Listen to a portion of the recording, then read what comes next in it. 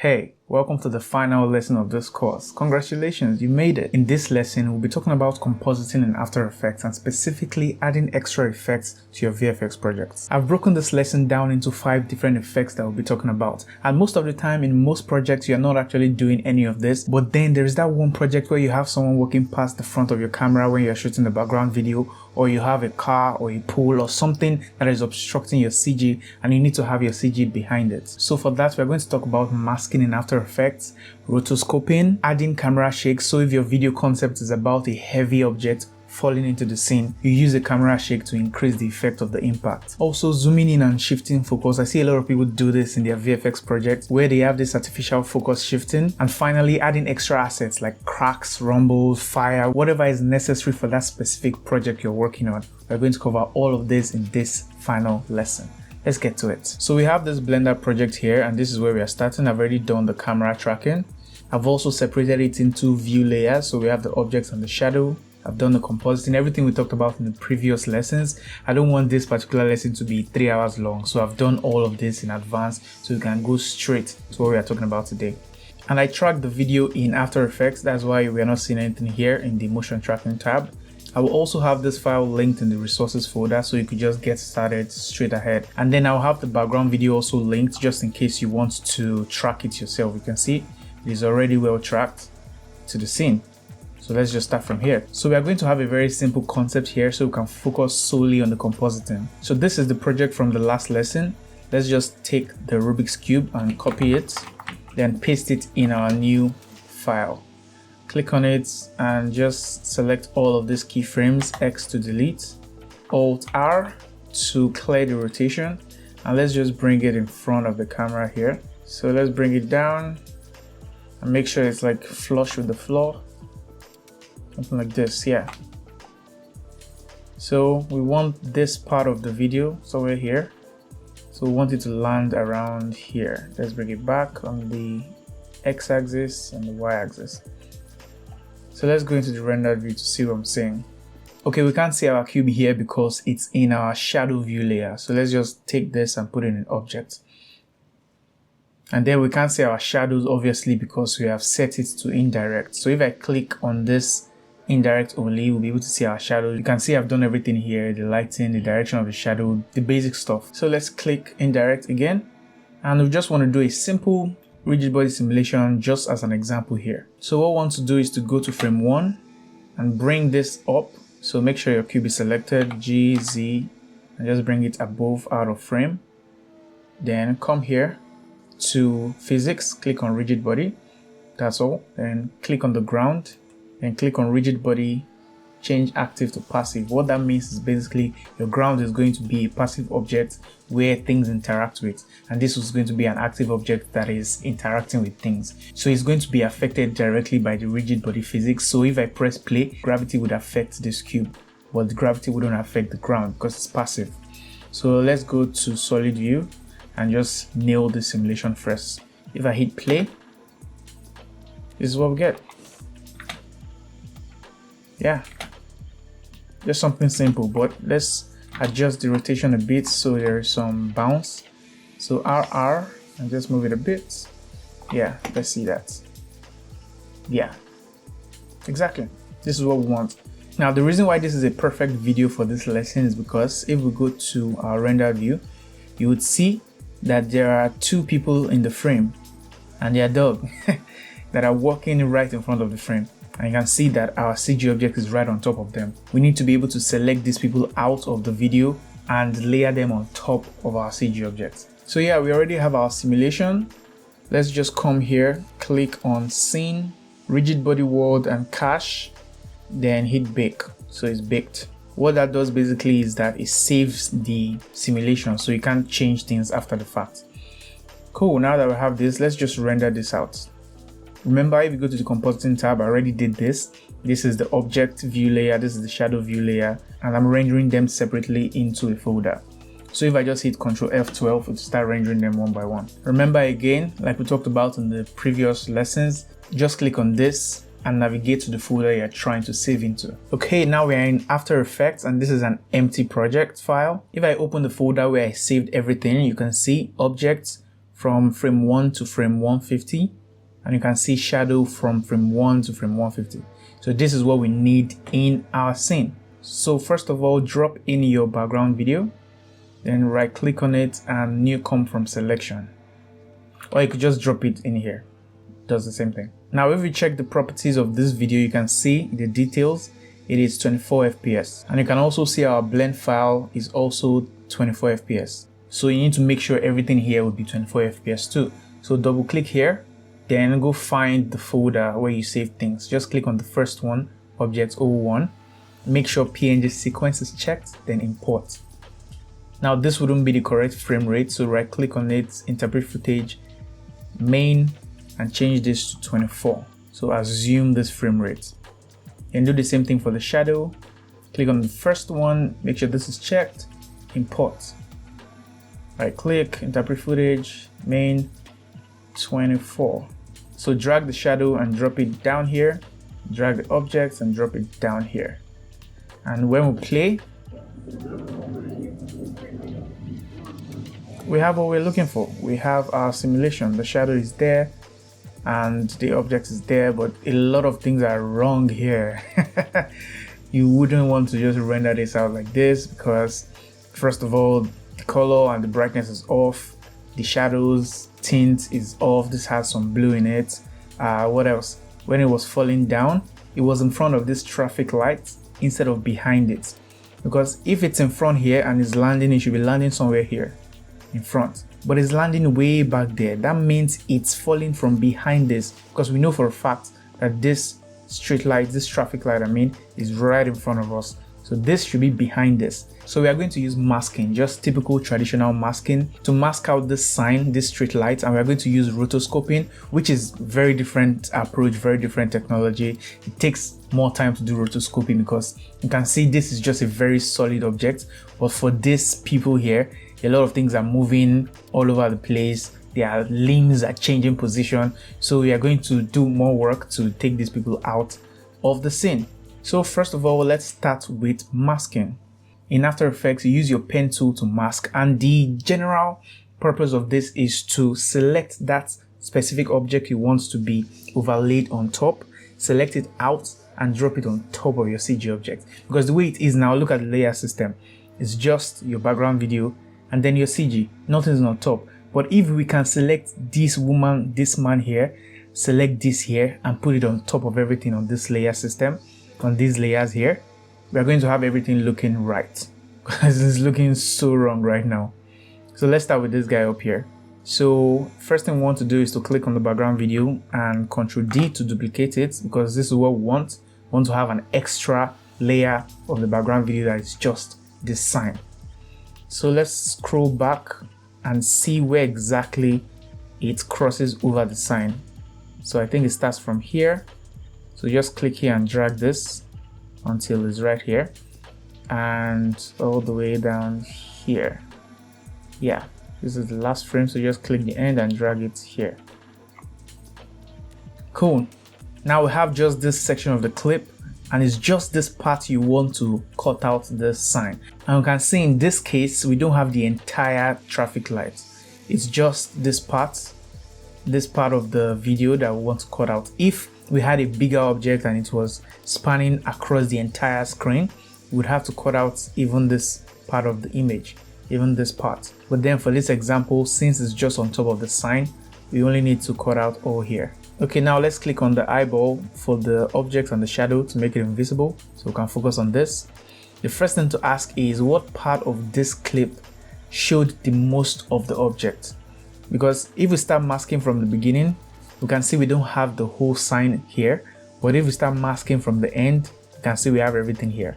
So it depends on what section of the video has all parts of the object you're trying to mask. So in this example, since the sign is shown more at the end than the beginning, let's take our cursor to the end, just right here, right before the last one, because if we take it to the actual end of this clip, nothing will be there. So we want it to be just right before the end, just right here. Yeah. So we use our pen tool to mask in After Effects. So come here and click on this pen tool, or you could hit G on your keyboard. So click here, you have your pen tool. So you use your pen tool to select whatever you want to mask, and then you track the mask throughout the clip.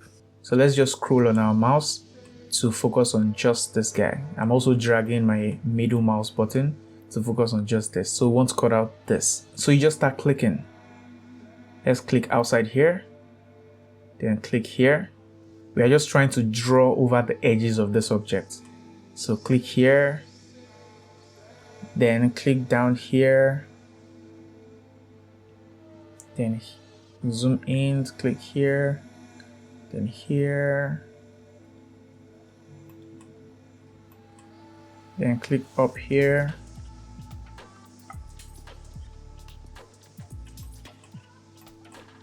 then here, then here, here, here. You could also draw curves with your pen tool. So instead of just clicking, you can click and drag.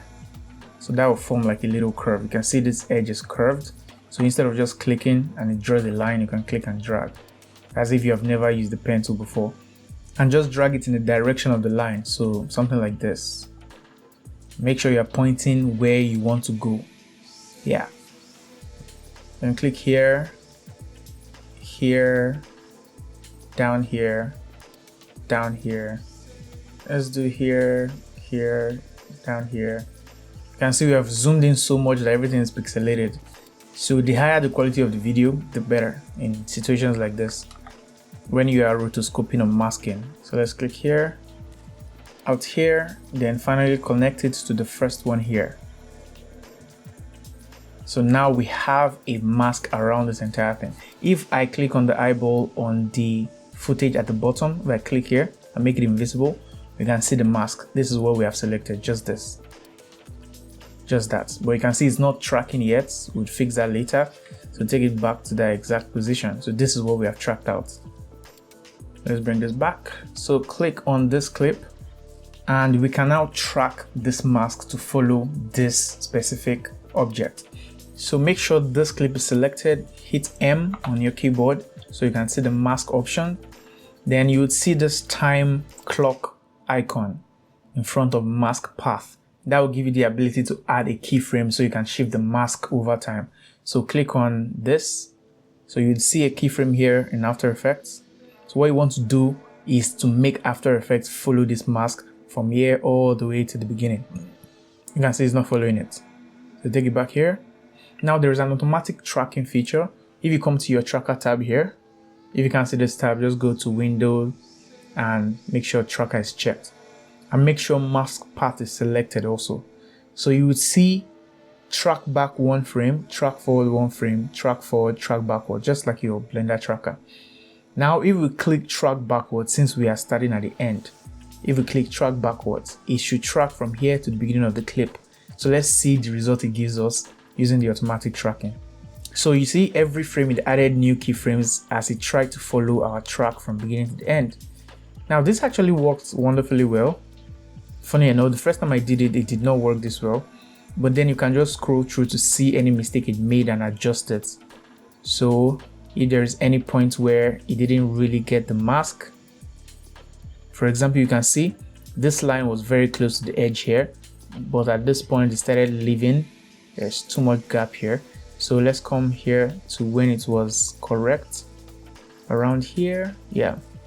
Then you track it backward one frame and you can make your adjustments. So go from your pen tool to your move tool. So click here. Let's select out and then select the point you want to move. So want to move this point. Let's just move it here. After Effects is very finicky, especially if you have never used it before. A lot of things can go wrong. For example, you might be selecting everything and you don't know it.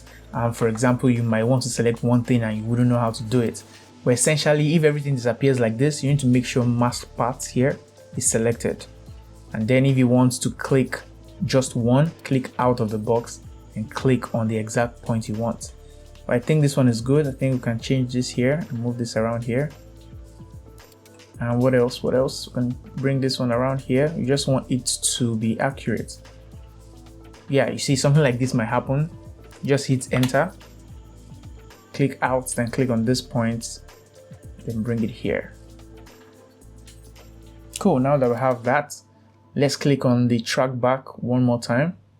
So when you do that, After Effects is updating the position of the mask. So let's do it one more time. I think this is quite accurate. Okay, we need to move this one a bit down here so it lines up a little bit more. This one too. And even this one. Yeah. Let's get the one down. It's good. Now let's do that one more time. And keep doing it till you get to the beginning. So let's move this. We're basically just adjusting what After Effects did automatically. Move it one more time.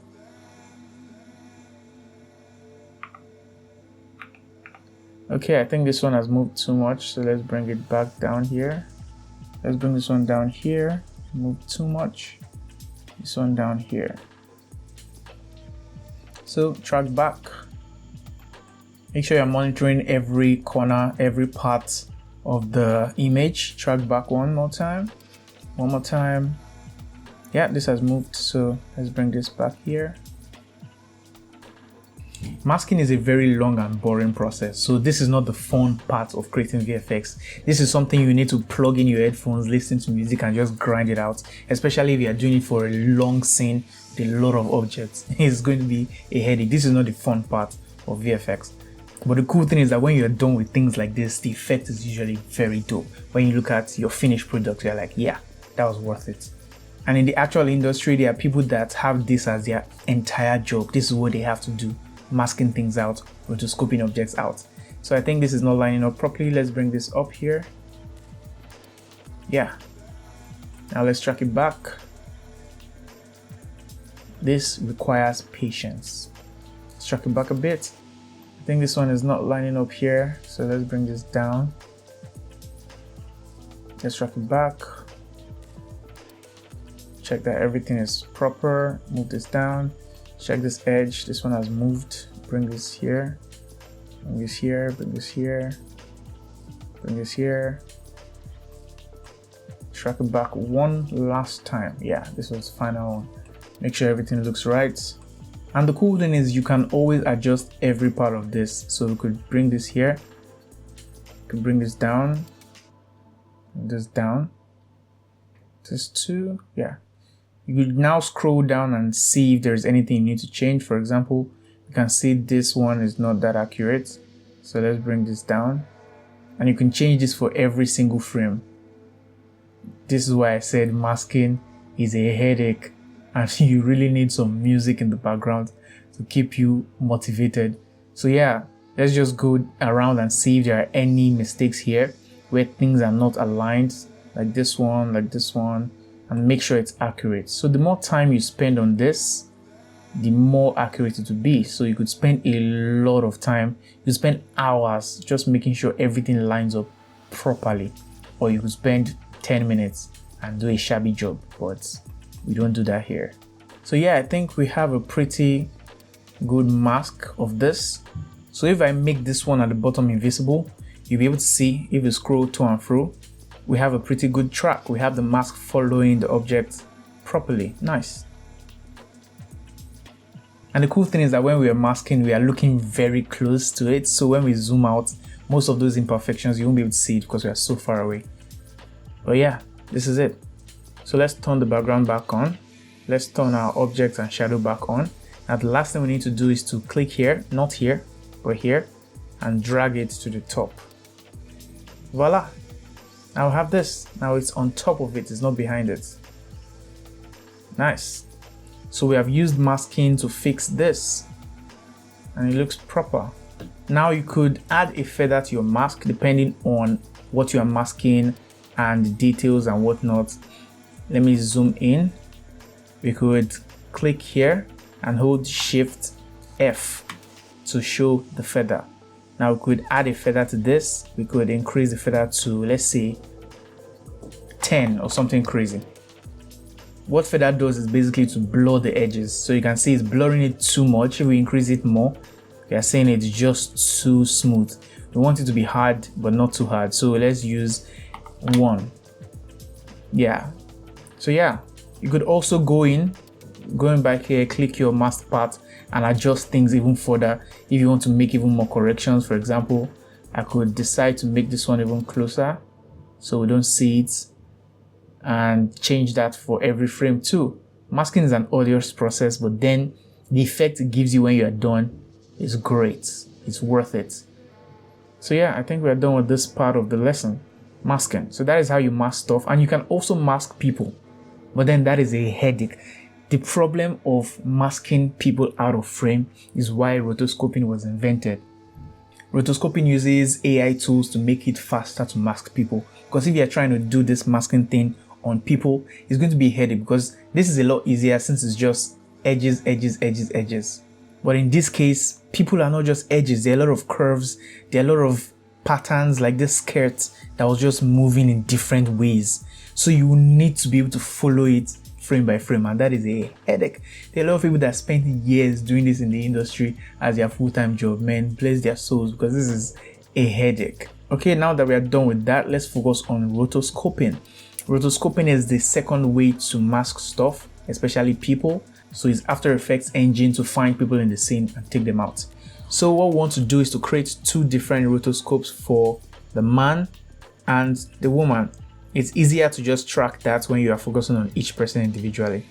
So let's duplicate this again, Ctrl D, and find the part where the man comes in, not the dog, because the dog doesn't interfere with this, just the man. And it's just half of the man anyway, it's just from his waist up that interferes with this. But then we are going to rotoscope his entire body, just for an example, just in case you have a project where the entire person is blocking your CG. So I think it starts from here when his hands were out. Yeah, so let's just drag this here. I'm holding shift to snap it. So at what point does it come out? Around here. Yeah, it's completely out.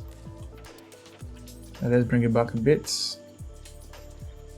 Yeah, you can also do a Ctrl Shift D to cut and then delete the second one, or you could drag it, whichever works for you. So we have this extra clip, and the same thing we did here where we selected the sign and put it on top.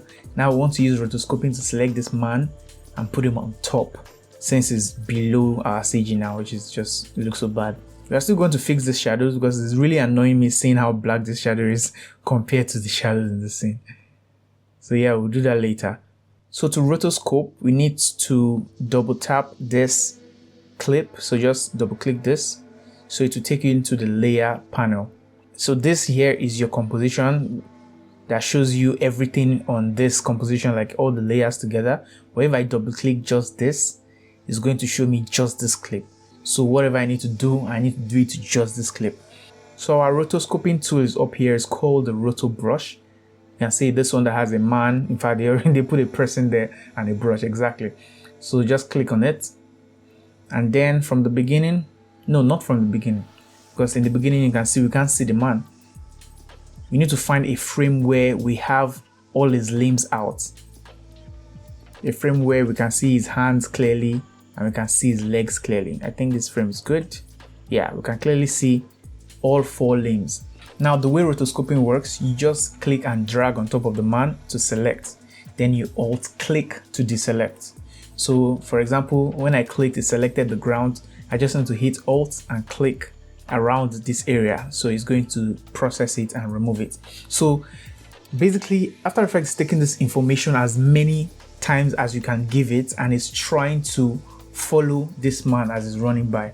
So at any point where you have a mistake, you correct it, and After Effects is trying to remember, oh, that is the shoe, that is not the shoe, oh, that is his hat, that is his hand. And it's taking all this information together and trying to follow the character. If you were doing this with masking, you would spend literally hours trying to follow each and every limb of his body.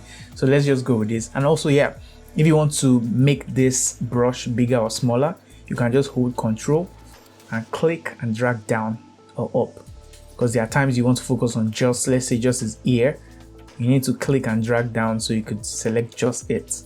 So now that we have this, let's continue with this. Just draw this line down. Just draw around here. And you want to try as much as possible to get this to focus on just our character. Now you can see it has selected this ground. We don't want that, so Alt drag. Yeah, long before AI became a popular thing, After Effects has had this. And this is Roto Brush 3. If you come here to your effects control, you'll see Roto Brush version 3, which is the latest version, which is super smart. So alt click this edge. Yeah, so let's select the shoe. Let's get in more detail. There are a lot of times where you to make a mistake and then you have to correct it like multiple times. Yeah, that is good. Let's drag this one down to select the leg. Even though the leg of this person does not cover the CG objects, I just want us to go through the motions of rotoscoping. There's somewhere here. Let's take this in. Take this in. Now this is a situation where this is white and the background is also white, so it will struggle to find where the edge is. You have to teach it basically. So alt drag it here so it knows that this is not part. So you see situations where you have like this black shoe and this black ground. You'd have to tell After Effects multiple times by selecting and unselecting, so it knows exactly where is the shoe, where is the foreground, and where is the background. So alt drag to select out here. You can see this takes processing power because After Effects is really trying. You can see, so you can see it's assuming that this is also part of your selection, but you tell it no by hitting alt and selecting this. Yeah, so it has done it properly now. So just go around and make sure everything is in order. Let's drag this down to reduce it. Alt and drag here. Yeah. Let's even drag here. Click here. A little bit more. Yeah. I think we're good. Just zoom in and make sure the edges are correct. Same thing here. And yeah, something really important. Go back to your composition. Make sure full is selected here when you're rotoscoping. I know it spends more of your system resources, but yeah, it is this is important to make sure you're using the highest resolution here when you're rotoscoping so it can see clearly. So the higher the resolution of your image, obviously the more accurate your rotoscoping is. So let's click here. Didn't take this. Click here. Also his hand. Yeah. So this part of his hand here. Good. Here. Okay, alt here. Don't want in here. Exactly. So for this second hand here, you wouldn't believe how difficult this is to do with traditional masking. I'm just drawing lines at this point. With traditional masking, I would have to follow the same way we did for the sign. I would have to follow this thing one by one, drawing the curves and tracking it all through. Oh my god, I'm just reliving it. PTSD from trying to mask this thing with traditional masking. So you see it, I selected this inside again. Just alt select again so it knows, hey, After Effects, this is not part of it. So there are times you need to do that multiple times and you are giving it more information to know where exactly your human is. So just draw out here. See, that's taking too much. Hey, bring that back. Now it brings it back. Take out this part. Take out this part. Let's bring in this. You want to get it as accurate as possible. This is something you spend a lot of time on. Again, just play some music and just rock to the rotoscoping, man, because this takes a while. But again, the end result makes it worth it. Select the head. You can see it, I selected some of this. Alt click, alt drag. Let's select his ear. Yeah, I think this is good. Select a little bit of the front of the face cap. Just a little bit more. Yeah, I think this is really good. We have his entire body. Let's select this little part here. Yeah, we have his entire body nicely selected. Now the cool thing with rotoscoping is this is all you have to do. It has already found the person, but then it might make a mistake trying to follow the person, because if we hit play, see, it's already following the person, but then it might make mistakes from time to time and we need to go in to correct that. But you can see we already have it following our guy, and even if we go backwards to when he was out of frame, you can see the rotoscope actually found him. It actually found him from way back there and followed him all the way. So let's just go through and see if there are mistakes we need to correct. Yeah, here is one. You don't want this. Alt click. You don't want this. Okay, I think just down the shoes, correct. This is good, this is good, the hand is good, the head is good. Yeah, let's just drag this back to make sure there is no frame that is inaccurate. Just frame by frame. And this might be really tasking to your PC because it's doing a lot of machine learning type thing to follow exactly where it is. You can see it's not selecting the hand here, so let's add this. So it knows this hand is part of it. Good. Nice one, Roto Brush. Now let's move forward, move backwards. You can see it's not selecting the front of the face cap. Let's just add this. Okay, it's selected too much. Remove this. All these changes you are making are separate. You can see down here, strokes. They are individual information that you are giving the Roto Brush, and it's using it to find where your object is. Yeah. So their individual information is trying to keep track of. I think this is good. We don't want this here, just the hand. Yeah, and this is a very powerful tool to do a lot of cool things. If you want to select, like in this video, if I want to select myself and put things in the background, I use rotoscoping. The less motion blur you have, the better. You can see we have the front of the face cap here, but we don't have it here. So let's go to the first frame where we don't have the face cap and just add it. So it's just going to take all this information and try to adjust it going forward. It doesn't have it here. Let's add it. Let's remove this. Make sure the face cap is there. Okay, he has turned his face to the other side. Let's check the other parts of the frame. I think this beginning portion is good. You can see it's loading. It's taking its sweet time. You see why I went straight to the lesson? I didn't do camera tracking and all that because rotoscoping takes time. It takes patience. So I think we're good here. Just keep watching for any time it slacks. Like here, it's selecting this. So alt click and drag this out.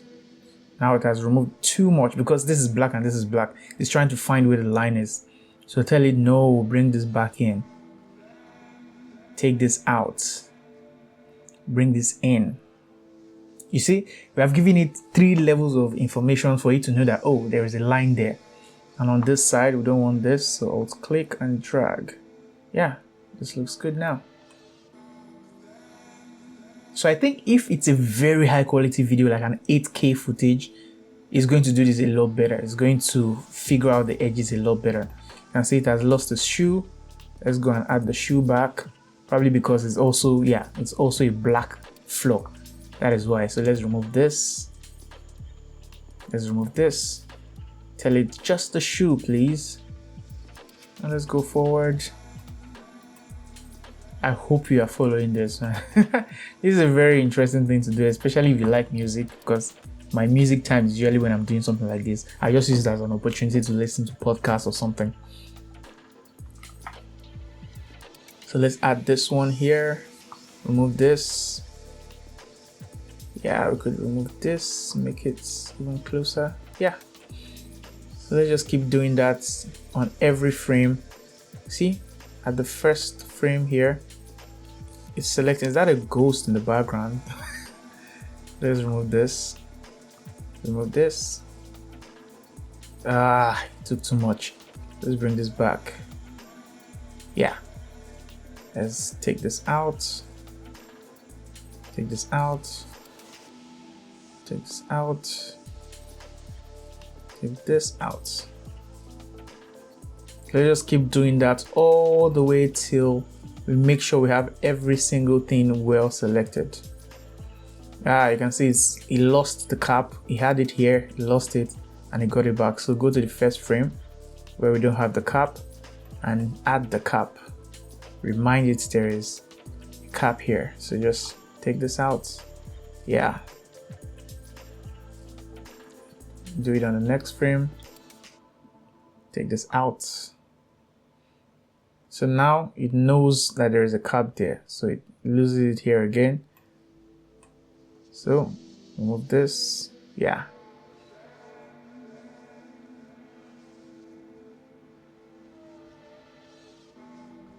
A lot of the VFX industry is just this, doing things frame by frame.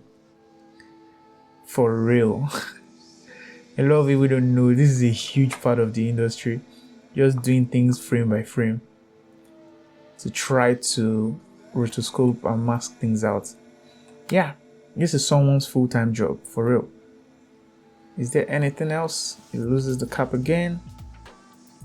Select this. Alt select. Alt drag. Alt drag. Click. So when you see green, you know I'm selecting. When you see red, you know I'm deselecting. Let's focus on this cap for a bit and make sure we have it on every single frame. Yeah, we lose the corner here, so let's take this out.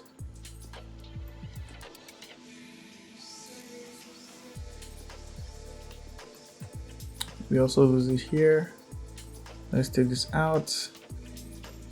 Take this out. Ooh, bring this back in. Take this one out. Yeah. Just make sure you have it selected.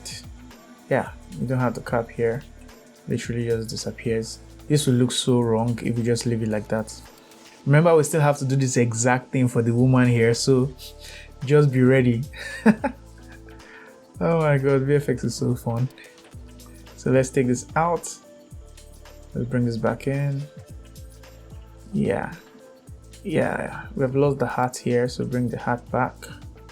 Take this out. So the information it had before in previous frame is what it's using to follow it here. So let's refine this edge a bit. Yeah, this looks better.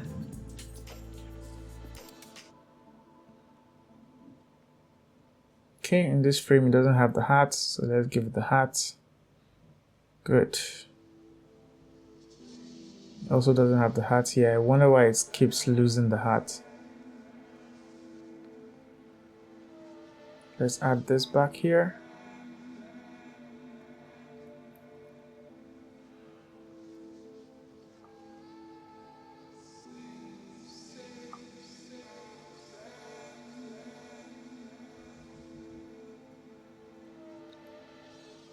You can see here it has lost the hand. Even here it doesn't have the hand, so give it the hand back. Let's take this out. Yeah, so when we go forward, you should have the hand now. Let's add this. Yeah, even better. So make sure you have the hand well selected, because you would see these errors when you are done. Yeah. Don't hyper focus on one particular part of the shot. Make sure you're keeping an eye on different things like the hat and different aspects of the shot.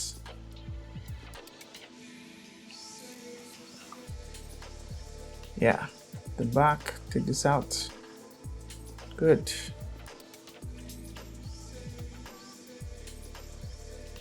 Man, this is almost impossible to see. Yeah, okay, good. Let's take this out at the back.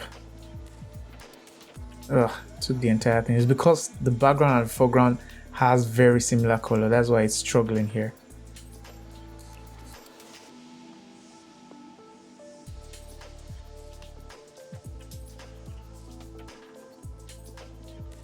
So we're just going back and forth. Try to get this. Yeah, finally. Okay, we are now going out of frame. Let's get the legs. Even though the leg is not part, again, let's just do it for good measure. Let's get our practice in. Now imagine you're doing this for the man and the woman at the same time. After Effects is going to have a really tough time trying to figure out what it's looking at. But now it knows exactly what it's looking at. Did we lose it here? Let's correct some of those things. Take this out.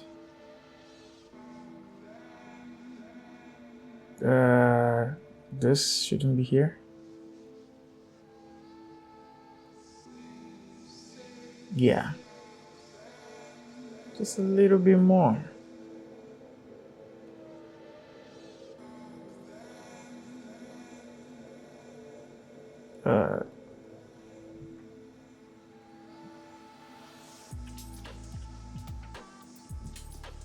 Perfect. Now let's move this forward. Make sure we have everything. See, it's no longer there. So let's select him. Select the furlough. We select this. We select this. Deselect this. This video is still going to be really long, even if we skipped the entire tracking process, just because rotoscoping as a process is a very long process. But trust me, no matter how long this is, it is definitely not as long as masking this frame by frame. So yeah, should be grateful. Should be grateful for the technology we have today. Let's take this back out. Yeah, I think we have it all out now. Yeah. So let's just go through and see if there are any mistakes. You would want to make multiple passes to be very sure. Yeah, like here, it's cutting the tip of the shoe.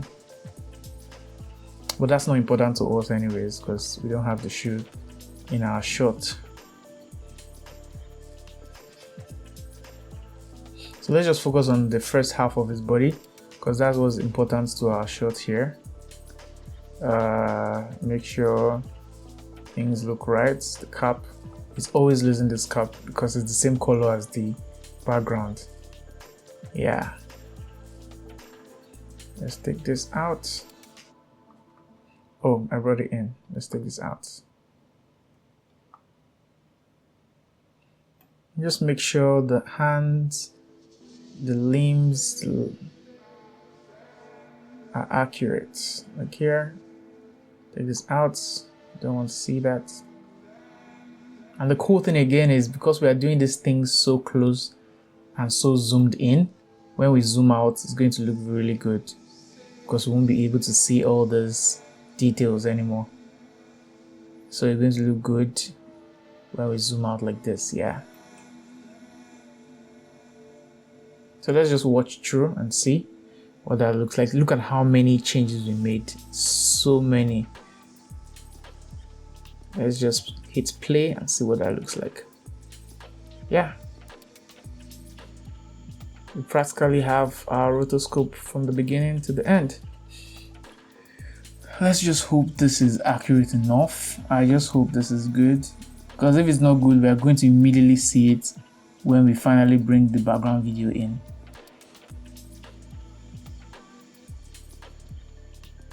So you can just go in and refine as much as possible, go into as much detail as you want, and yeah. Now let's click here to go back to our composition. Remember, we are in our layer tab, and now we have this. Click this drop down so it hides all the changes we made. Now we have this, and it's still below our CG object. So what we want to do, remember, click here, drag it on top. Yeah, just like magic. Now we have the man in front, and there are some settings you can change here. You could mess with feather. We have the mask feather here. So the feather is currently at 5. We could reduce it to 1, so it's really sharp. We could increase it to like 20 or something, so it's really soft. We don't want that. We could also use motion blur, which basically accounts for motion blur. So if your hand is moving fast, it's also trying to account for that, so it's increasing the mask in real time. So if we click use motion blur, you would see it's basically making the edges, so far the object is moving, depending on the speed of the object, it's making the edges soft. So if we have motion blur selected, I would like to reduce my feather to 2, and to enter into the motion blur settings, click on this drop down and reduce the shutter angles from 180 to like 90. Yeah, so it's there, but it's not so much. Let's even see 60. Yeah, I think I like this. Let's go back, fit. Yeah, now we have our character in front. So it's a headache. It's a long process, but still the effect looks really good. You can see the difference between the man running in front and the woman running in front, how horrible this looks, versus this. It looks like it's literally behind there. So you can still go in and make sure everything is correct, and then there are no frames where you don't have his hand or you don't have his head or something.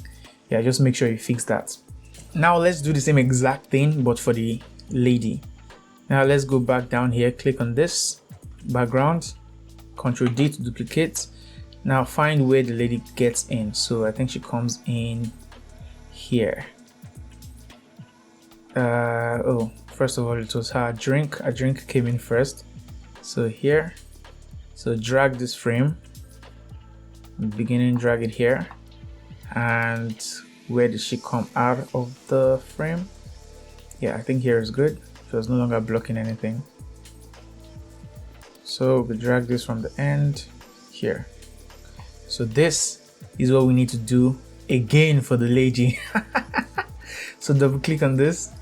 I'm laughing because it's really funny. It's really funny how much repetitive stuff you need to do for masking and rotoscoping. So let's do the same thing here. So find a frame where you have all our limbs, something like this. Make sure your roto brush is selected and just draw a line down. Okay, let's make this a little bit bigger. Control click and just draw it down. Yeah, let's make it smaller a bit. Select this. Select this. Select this. Deselect this. Select part of the leg back. Let's reduce it. Select this. Deselect this. Remove this. Then this. And this. Now let's bring some of the leg back in. Take out this white. Now add the dress. This would have been a nightmare to mask. This dress would have been a nightmare. The hair would have been a worse nightmare. Let's bring this out. Bring this out.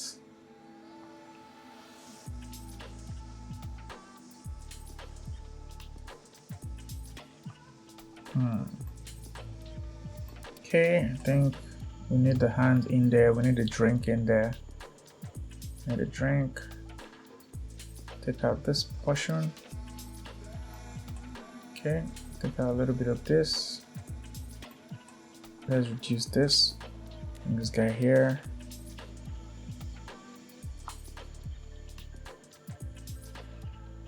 I think I'm just going to keep quiet now and just let you guys listen to music at this point, because all this talking, man, I don't know how much talking I still have in me till the end of this lesson. Let's reduce this and select just the straw.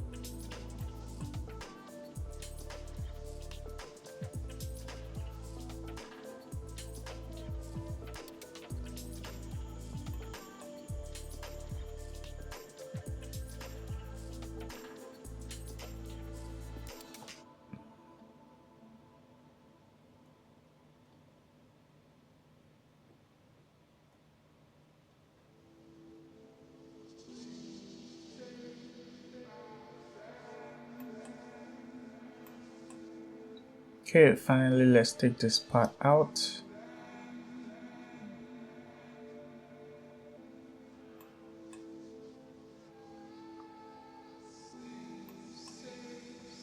Let's bring this in.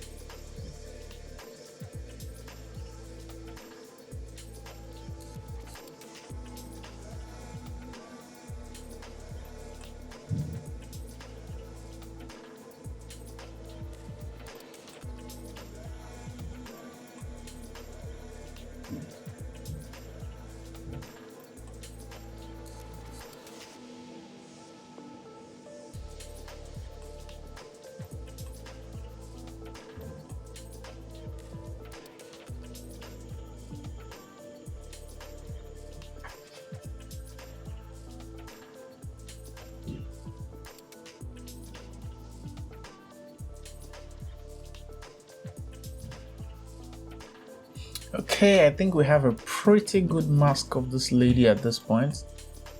We have selected the shoes, legs.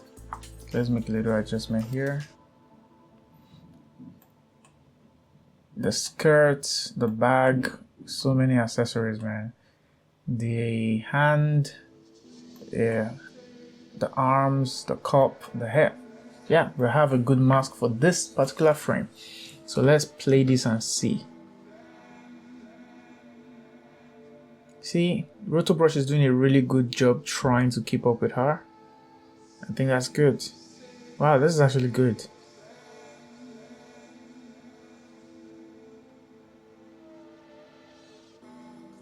Okay, why did that work so well? I thought we were going to spend a lot more time here on this lady. But I think this is actually quite good. So let's just go in and fix whatever issues we might be having. Like this edge of this cup.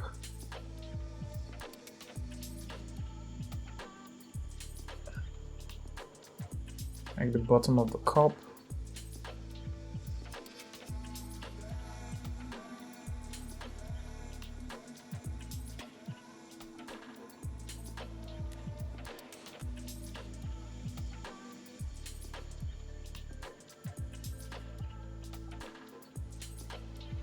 The bottom of the cup here.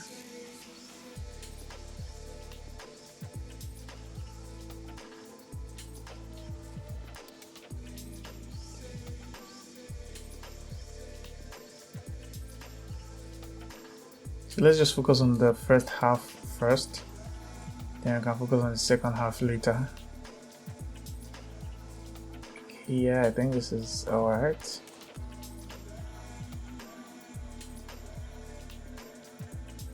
Okay, here I need to adjust this.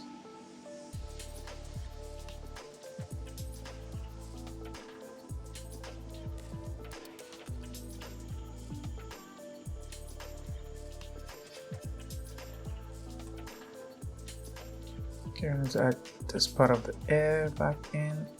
Take this out.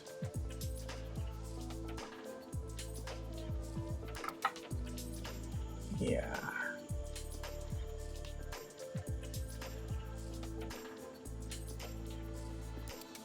Let's take this edge out. Okay, lost it for a sec. Let's take this out.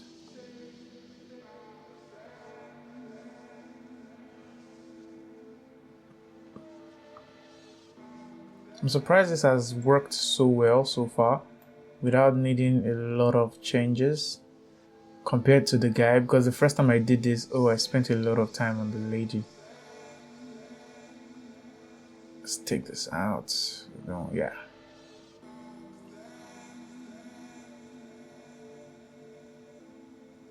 Let's bring this back in. Set this out.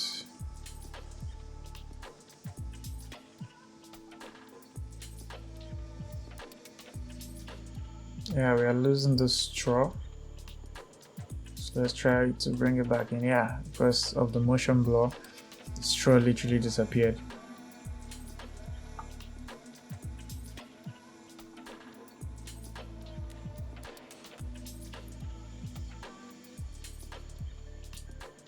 Yeah, it's gonna be hard to find where the straw is.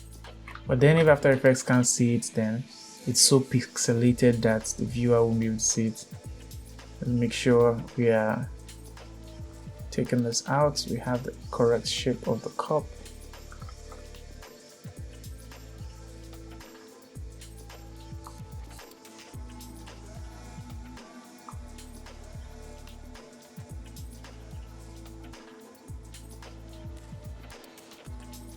This corner here, we don't want it. We want this. I don't think all this should be here.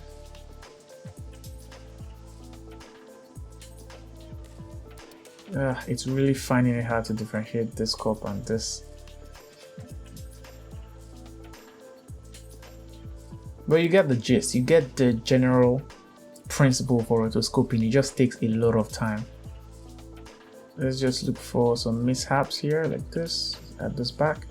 And when you have hair, you could use the refine edge tool to get a very accurate mask of the hair, so it finds each strand. But again, that works best for higher resolution videos. So the higher resolution, if you are working with 6K, 8K, 4K, the better. But if you are working with a softer image, yeah, it's gonna really try hard. So to use the refine edge tool, just come back to this tool here, click and hold till you see refine edge and select it. Now let's make it bigger. So I make it bigger, increase it a bit, and draw around the hair. Yeah, so now it's selecting what it thinks the hair is. So the black part is not in frame, the white part is selected, and then the gray part is the part of the hair that has some transparency, so if you can see through part of it. So it's going to take this information from the beginning to the end.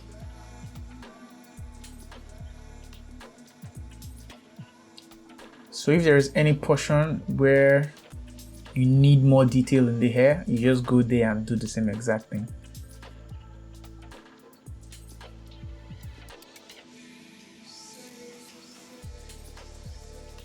So say here, this frame, could draw over here. So it knows where the hair is meant to be. But most of the time the hair is not actually moving, it's not like blowing in the wind, so I think we're good for most of it.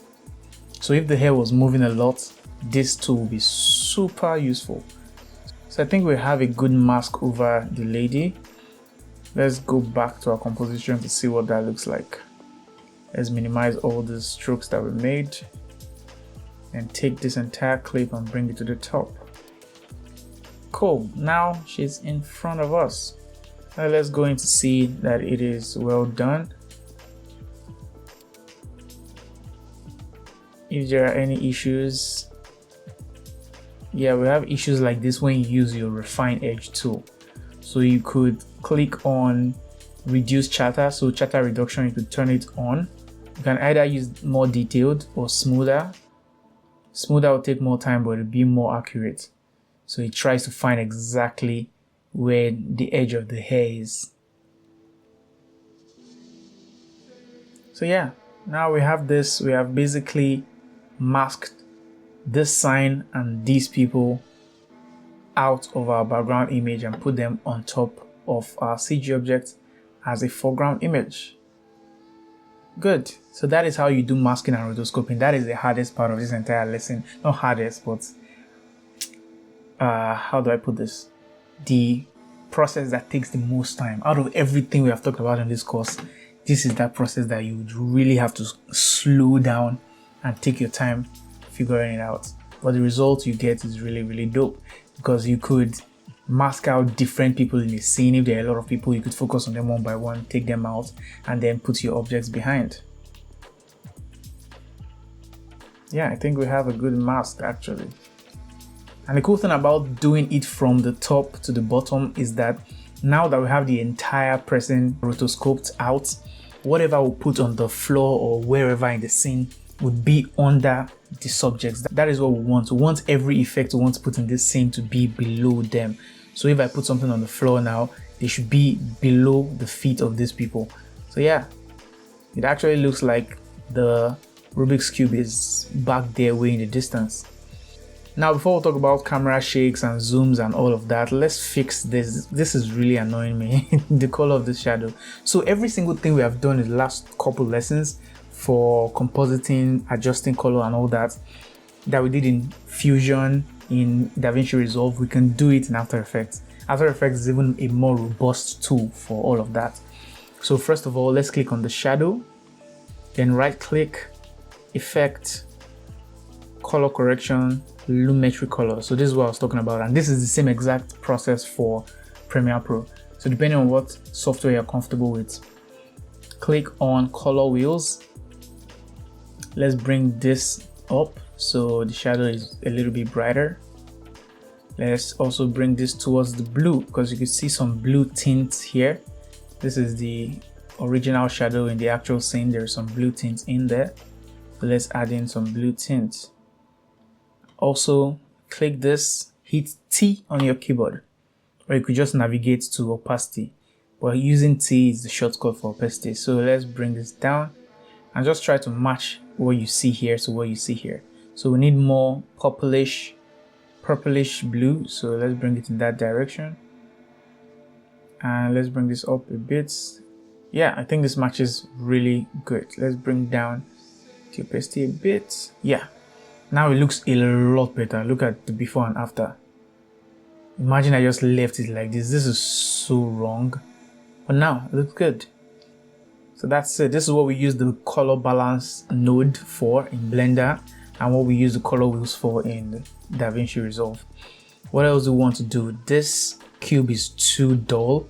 The rest of the background footage is brighter. So let's click on the object, right click, Effects, Lumetri Color, or you can go to Color Correction and Lumetri Color. So this is the last effect to use to be here. So Lumetri Color, let's go to Curves, increase this, just drag this up.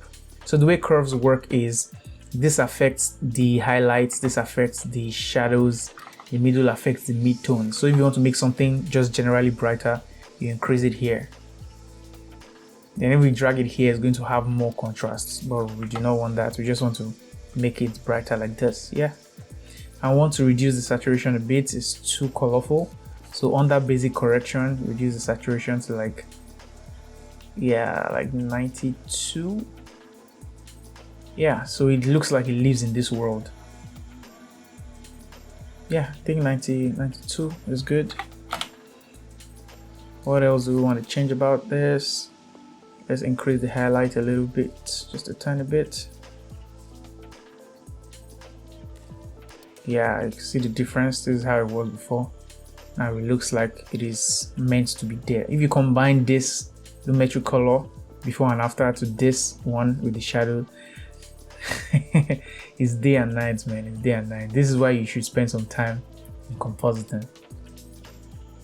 So yeah, I think it matches a lot better now. And when we add the rotoscoping that we did, everything just comes together a lot better now.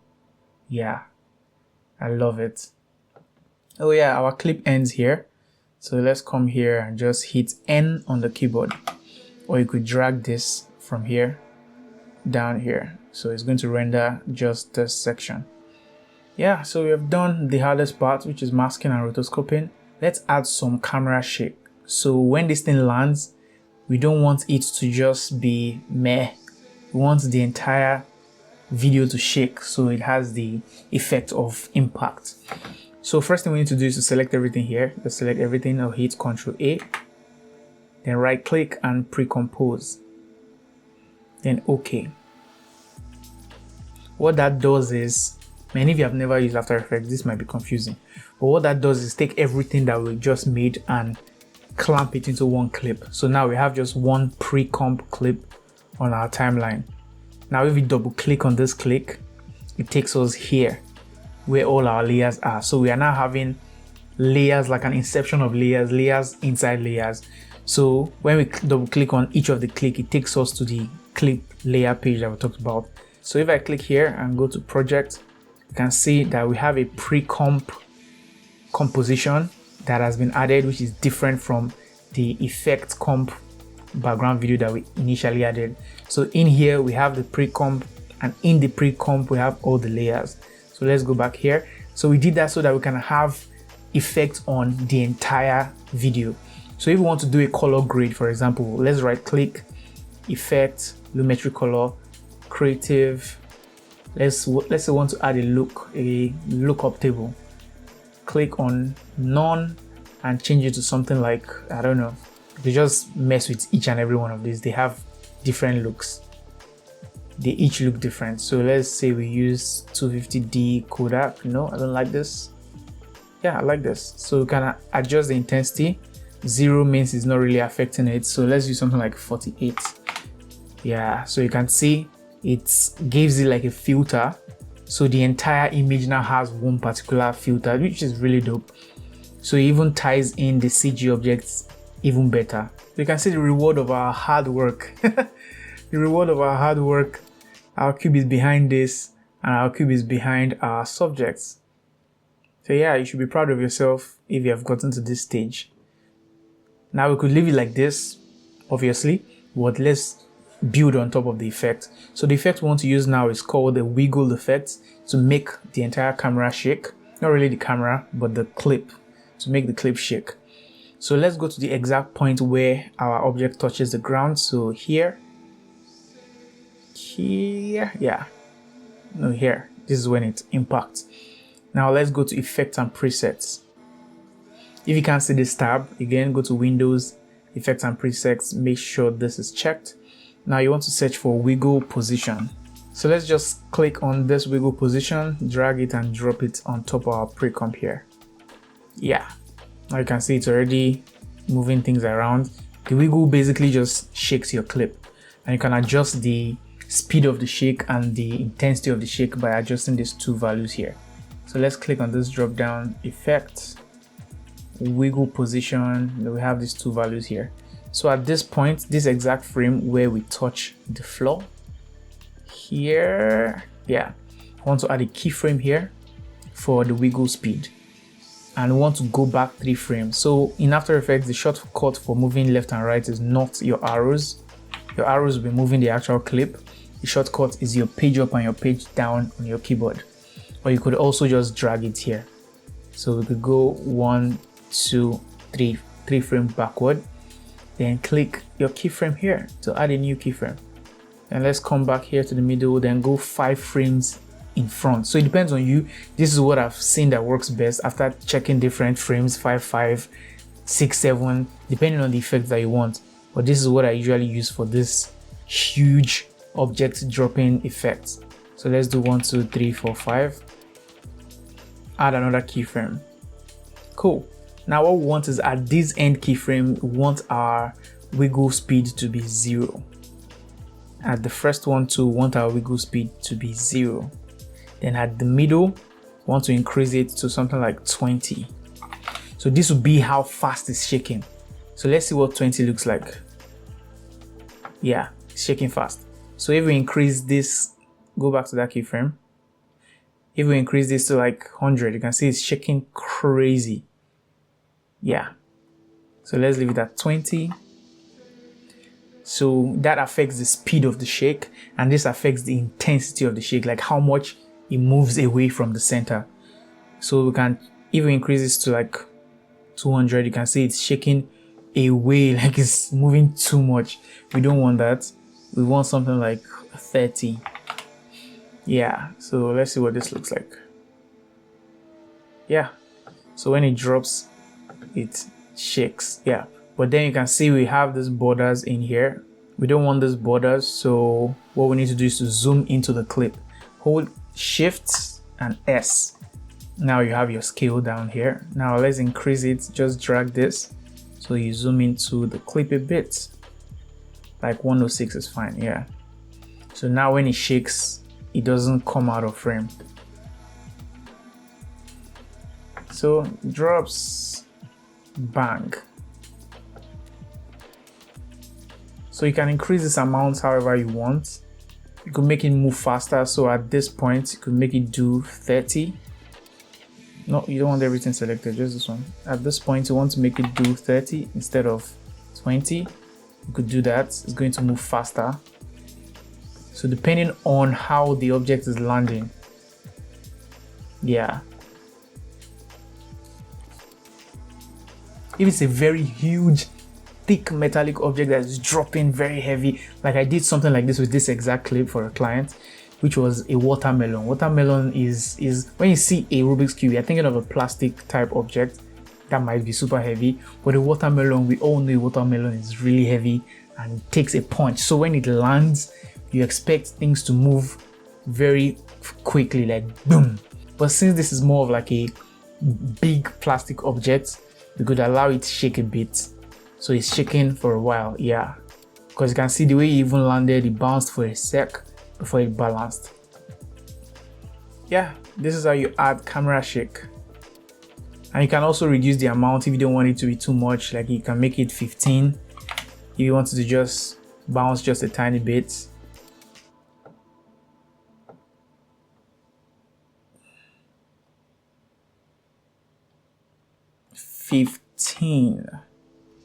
Yeah. Make sure you're making your changes. This is a mistake you might make with After Effects. Make sure you're making your changes on the exact keyframe. So you can make sure you're on a keyframe by clicking these arrows here to select the exact keyframe you want to be on. So on this frame, we want this to be 15. Yeah. We have that. Cool. This is how you add shake. So if you're even editing like a dance video and someone is doing like a stomp or a particular movie, we have seen dance videos on TikTok like that. This is how they do it, using the wiggle effect. So those are 3 effects we have talked about in this lesson now: masking, rotoscoping, adding camera shake. Now let's talk about shifting focus and adding zoom. So you are zooming into the object and you are adding fake focus shifting. So to zoom in, we use our scale, obviously. So let's click on this and hit S. So we can see only our scale, and go to the point where you want to zoom in. So let's say we zoom in after the pass, somewhere around here. Add a keyframe on your scale. Then just somewhere in front, like here. Just play it to check. Yeah, somewhere here. Let's add another keyframe. Or let's just zoom it in. Yeah, it will automatically add a new keyframe. So what this does is when I hit play, it just zooms in real quick. Another thing with After Effects, you know, the way we change from linear to Bezier in Blender, we can also change to Bezier in After Effects by selecting the 2 keyframes like this, right clicking on it, going to Keyframe Assistant and Easy Ease. Bezier is called Easy Ease in Adobe's product like Premiere Pro and After Effects. So click here or just hit F9. I usually just use F9. Now when we make sure these 2 are selected and we click on this graph, After Effects also has a graph editor, so you could edit stuff here. What I want to do here, I want it to start fast. I want it to zoom in fast, then slow down. That's how people usually zoom on their phones. They go like, so it starts fast and it slows down. So let's just bring this up, just this one, just a little bit. Yeah. So click this graph editor again. Let's see what that looks like. Yeah. Okay, let's increase the zoom. Bring your cursor here where you have your keyframe and increase this a little bit more. Yeah. Yeah, this is what I want. It looks like the person just zoomed in on the camera. Now to add the focus shifting effect, somewhere around here, because the way focus shifting works is you are zooming in and the camera is trying to follow where your focus is and follow the point of focus. So after you have started zooming in, it's going to lose focus. So let's say somewhere around here, we want to add a new effect. So right click on this effect and blur and sharpen, add a camera lens blur. Yeah, you can see it here. This is your effects control. So every effect you have added is here. To make it cleaner, you can drop down here, drop down transform. So you can see only camera lens blur. Drop down wiggle. Yeah. Now the blur radius is what we want to adjust. So at this first frame, make the blur radius 0. Click on this time to add a keyframe. Then when you have zoomed in totally, somewhere around here, we want to increase it to 5. Let's see what that looks like. Yeah, 5 is good, or 6. So it's blurry. Then let's move it forward a bit again and take it back down to 0. So what this basically does is, as you are zooming in, it now becomes blurry. Then it now recovers. So it gives that realistic focus shifting effect. Another shortcut in After Effects. Oh my god, if you have never used After Effects, this might be so overwhelming to you, and I apologize. I've been using After Effects for years, like 7-8 years now. That's why I know all these shortcuts. But then if you want to see all the keyframes, all the parameters, the properties that have keyframes on them, click on your clip and hit U on your keyboard. So U, instead of bringing P is for position, S is for scale, T is for opacity, and you can use Shift P, Shift S, Shift T to bring everything together. Now U would show you everything that has a keyframe. So all these have keyframes on them. So what you want to do now is to select this, select everything here, and hit F9. So it has a bezier now. So it's not just going linear. Remember we talked about linear interpolation in Blender. It's now going with a curve, just like the zoom. Yeah, this is it. I'm sure you have seen this in one video or the other. So you could adjust these keyframes however you want it to be. If you want it to get blurry faster, you can bring it here so it gets blurry a lot faster, and then it takes some time to focus back, so you could adjust this here. So yeah, I think that is 4 effects we have talked about now. Our video is already coming together. We have done the masking, we have done the rotoscoping, we have done the zoom effect, we have done the shifting focus effect, and we have also done the camera shake. So yeah, this is what our video looks like now. And you could have stopped at any point of this. You could have stopped here, but I just want to show you how you could add extra effects. So in this particular video, an effect that would make a lot of sense would be a ground cracking effect. So if you have an image of the ground crack, of a ground crack, or you find an actual asset, video asset of ground cracking, it could be a transparent background video or a green screen video. And there are a lot of places you could find this, depending on whether you want to spend money or not. You could go on Footage Crate, register with them. I don't think this is free, and you can find some assets. So for VFX, proper Hollywood VFX, there are a lot of assets. When you see a tornado, it's not real. People created it and added it to the scene. You see an explosion, you see a muzzle flash for a gun, you see the glow in a lightsaber. They are all assets. So if we search for crack, this is production crate here. If we search for crack, we would see a bunch of cracks. These are ground cracks. These are ground cracks for like an earthquake or something. Yeah, this is a window breaking. So these are tiny little things you could put into your scene and make it blend with your scene. What else can we do here? Most of these are not even free. That's the thing. Most of these are not free. They are for professional work. If you want to be in the industry in VFX, you have to spend a lot of money to get to the point where you are employable. That is a whole other topic. They also have some free assets, but the majority of them are not free. Like the ones that don't have the star on them, for example, this one is concrete debris. is free. This asphalt blast is free. But then this wall cracking is free, but they might not have exactly what you're looking for. Like this ground shatter, I would like to have this, but it's not free. Yeah. So another place to check is Video Copilot. Under their stock effects, they have a bunch of stuff that you might need for the kind of videos you're working on. It all depends. And most of these things I don't even mess with. I don't mess with like glow effects, shockwave, portals, all that fancy stuff. I don't do things like that. I'm in the commercial space. Most times I'm working with products, except I want to explore that in the future. But at this point, I don't even mess with things like this most of the time. But then there are some particular effects that you might be looking for. But yeah, you could also check an Envato element if you have a subscription, like this fire, for example. Very high quality asset, very high quality, 30 FPS, 1080p, and it's a transparent image, so it will be a transparent MOV file. You could just drop it into your scene. No need for any green screen keying or whatnot, and you can find a lot of these on Envato elements. This is the most valuable subscription. Okay, after YouTube Premium. No, before YouTube Premium, this is number one most valuable subscription I have. I've been paying for it for years. So yeah, you should really consider getting this if you are going to be doing any form of design, editing, graphics work. There are a bunch of assets here.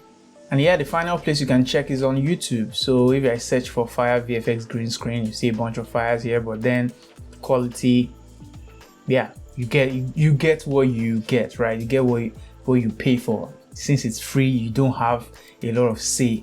So you just get what you could access and then use it if it works for you. So I searched for floor crack VFX here, and then I got this. No, this one is wall crack. So if you want to put this on the wall, it's the same process that I'm about to show you for putting it on the floor, you use for the wall. I think the one I want is this, yeah. Just a simple crack, yeah. And this has green screen around it, so you have to key out the green. So you could just download this video from YouTube. And since this one is very accessible, I'm going to use it for this video, so I don't find something from Envato that I don't have the right to share. This is a video on YouTube, you could go grab it. Now let's go back into our pre-comp. And if I take this and I drop this here, now we have this green screen video with the crack on it in here. But it's all wrong. It has green on it. It's not following the scene. So there are a lot of things we have to do. First of all, let's remove this green. Right click on it here. Effect. Key in, key light. And just click the screen color, this eyedropper tool, and select the green. And it disappears. Now you see just the cracks. But it's still wrong. So what we need to do, if it's a stationary video, a static video that is not moving, this is super easy. Just adjust it and align it with the floor, that's all. But if it's a video that is in motion, you need to use After Effects Tracker to add this to the scene. So you need to track it in After Effects and then make it follow a point on the floor. So yeah, let's click on this video here, the background video, and come to Tracker and Track Camera. So the same way we do camera tracking, we are doing the same thing here. Let's click on Advanced so we can see the average error when it's done. So you're basically trying to track just this footage. In fact, let's make everything else invisible. Just make all of this invisible so you can see just the footage and the crack. Okay, now it is done solving the camera. We have a 0.56 pixel average error, which is good. We want anything below a 1. Now what we want to do is click just one point on the floor. So let's say we click this point here.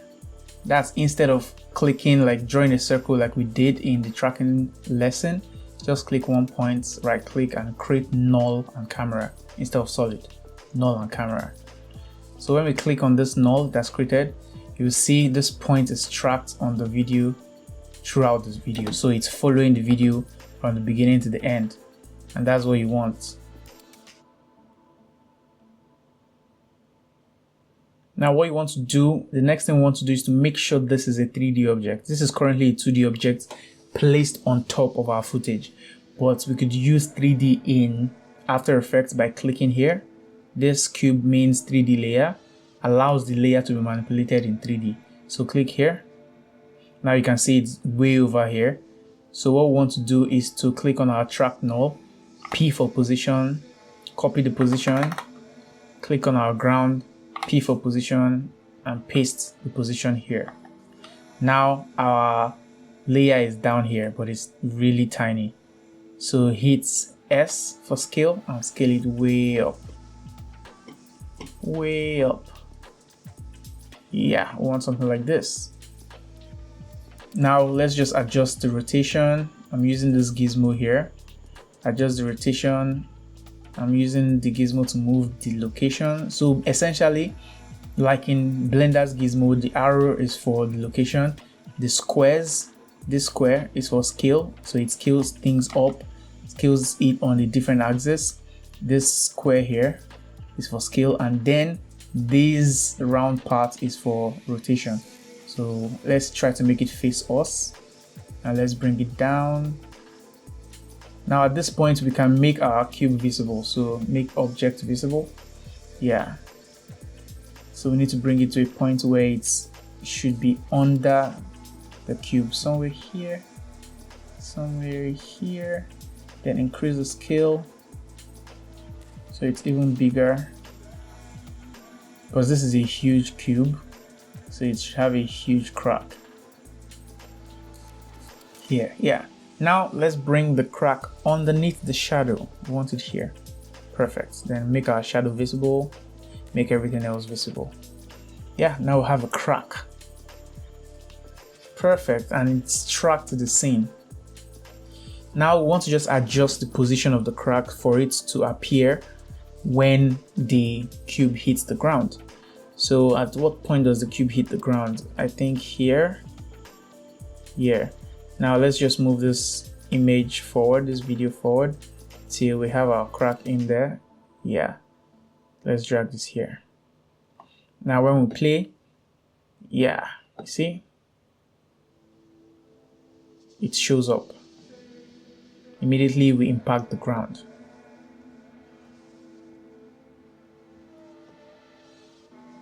Let's bring this forward a bit, 1 or 2 frames. Bring this back. Yeah, so it's an immediate, yeah, it's an immediate crack. Yeah, it happens really fast. Yeah, we can make adjustment to this video. Since our shadows have some blue tint, this is also a shadow here, you should have a little bit of a blue tint. So let's add effects, color correction, lumetric color, and color wheels, and add a little bit of a blue tint here too. Yeah, so you can see the difference. It has a little bit of blue in it. Let's bring it down even more. Yeah. Yeah. Now if you want to make this more prevalent, you can see it's not that sharp, it's not that clear. We will go to curves and bring this down here. That will make it show even more. And if you want it to even be more visible, you could duplicate this layer. So Ctrl D. Now you can see the light aspects of it are now very visible. Yeah. You can see it's really visible now. But I don't think the blue is, I think the blue is too much. So let's delete this lumetric color down here. And delete this lumetric color down here. So we have just one of them having lumetric color, yeah. Let's also adjust this one. Adjust the color wheel. Adjust this up so it's a little bit brighter. Shouldn't be that dark. Let's reduce the blue a bit. Yeah. Yeah, this looks good to me. So just make sure it's in the correct position in 3D space. Like I told you in the beginning, since we maxed out these people, now if we drop this thing here, it's going to literally be underneath them, just like the crack was actually there. So let's put it back where it was, the correct place. Yeah. Yeah. Now, dropping of our Rubik's Cube creates a crack. So this is how we add objects to the scene. So whenever you find an asset wherever, you could just add it to the scene. Okay, I just realized something. If you have not used After Effects before and you can't see all of these options here, make sure this is selected here. Yeah, just in case you were lost for a sec, make sure this icon here is selected. So all these icons expands this skip tool. It expands this panel. So we don't want everything selected. Just this one is enough. Yeah, just the first one. So we have all these options here. If none of them are selected, you won't be able to see any of those things, just in case you were at that point and you were confused. So yeah, we have a pretty good video here. We have done our masking, we have done our rotoscoping, we have added a crack on the floor. And this same process is the same thing you do if you're adding any sort of effect. Like if I drop this fire that I got from Envato Elements, let's say, click this blending mode, change it from normal to screen, add an effect, color correction, and add a tint, right click, effect, color, and tints. Just ignore me, I'm just using this as an example. Amount of tints, reduce it to like 30 something or 20 something. Yeah, just the same way we could make this fire a 3D object, and we could copy the position from the trap null to here, and we could also scale it up to make it a lot bigger. And now our fire would basically be attached to the floor. So this is obviously if you have a scene where there is like something burning, like a building burning or something. This is how you attach things like this to the scene. This makes no sense for this video for obvious reasons, but this crack makes all the sense for this video. So depending on what you're working on, if you have a video where probably there was a car accident or something is burning, you can just download a bunch of these effects and populate your entire scene with it. You can see the fire is right on the floor. Let's move it backwards. We are not using this fire in this scene. This is just as an example. Let's move it way back here. Let's make it bigger.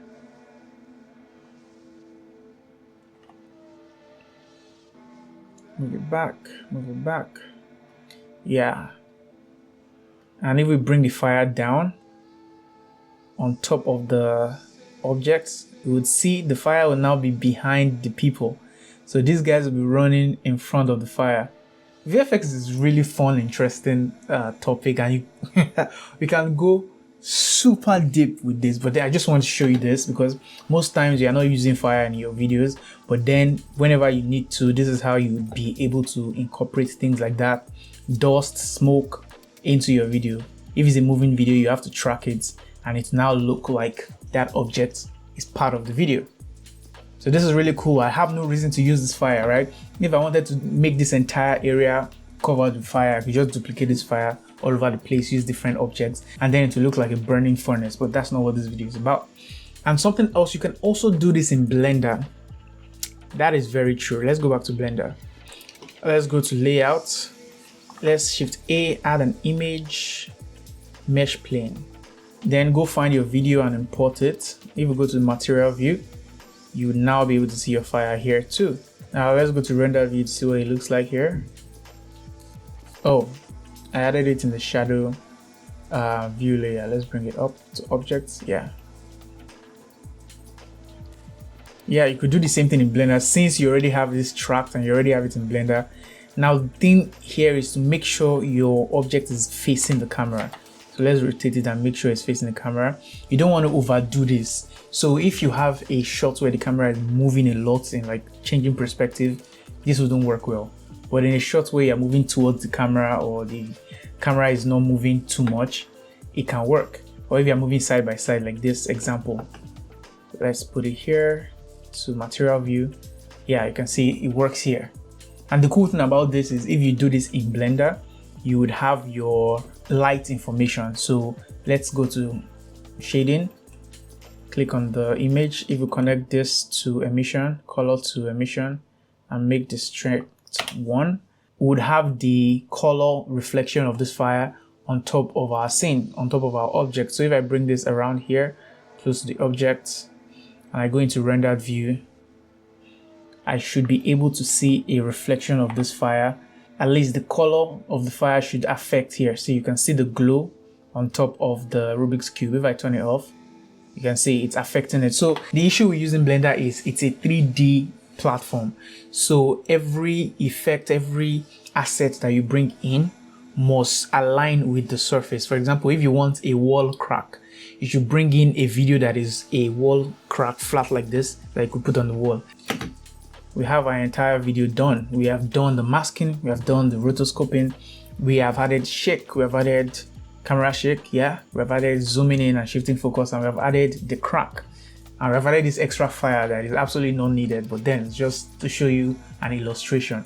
So these are all the things we have put together into this scene to make it what it is. So yeah, that's basically it. These are the skills that you need to take your videos to a whole other level. So instead of having just the basic product here, background here, and that's all, you could expand on things. You could mask out cars, mask out street lights, things that are in the scene obstructing your footage. You could rotoscope people, animals. You could add in flames, smoke, different assets you can find somewhere. You could green screen them in After Effects, adjust them, make them 3D objects, and place them in the scene properly so that they work very well. You can see the amount of things we have done in here makes the video a lot better.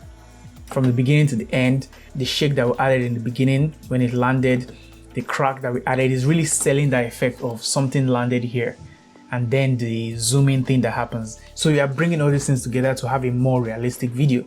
So there are a lot of things you could do to make your video better. You could even go further than this, depending on your concept. You could add more things to your scene. You could build up on just this and make it even better. So yeah, that brings us to the end of this course, which is crazy that I'm saying this right now. It's been a really long journey. We've talked about a lot of things, from how to use Blender up until compositing things like this in After Effects. So I hope you learned something here, and I would like to see what you create in the community.